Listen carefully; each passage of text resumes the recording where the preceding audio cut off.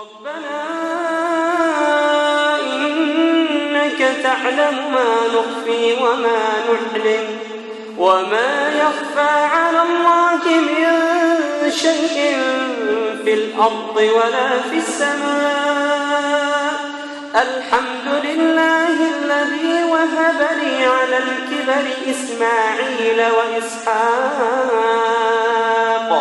إن ربي لسميع الدعاء. رب اجعلني مقيم الصلاة ومن ذريتي ربنا وتقبل دعاء. ربنا اغفر لي ولوالدي وللمؤمنين يوم يقوم الحساب. ولا تحسبن الله غافلا عما يعمل الظالمون ولا تحسبن الله غافلا عما يعمل الظالمون إنما يؤخرهم ليوم تشخص فيه الأبصار مهطعين مقنعي رؤوسهم لا يرتد إليهم طرفهم وأفئدتهم هواء. وأنذر الناس يوم يأتيهم العذاب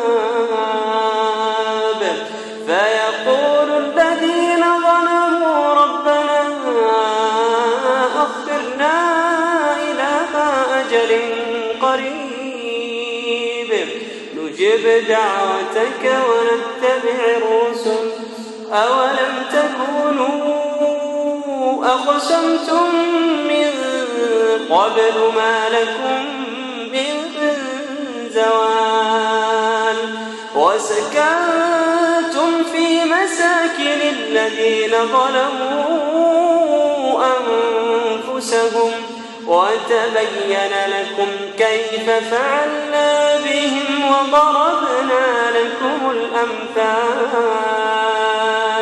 وقد مكروا مكرهم وعند الله مكرهم وإن كان مكرهم لتزول منه الجبال.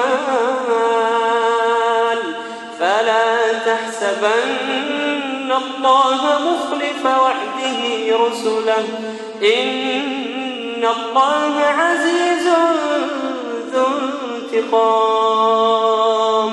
يوم تبدل الأرض غير الأرض والسماوات وبرزوا لله الواحد القهار.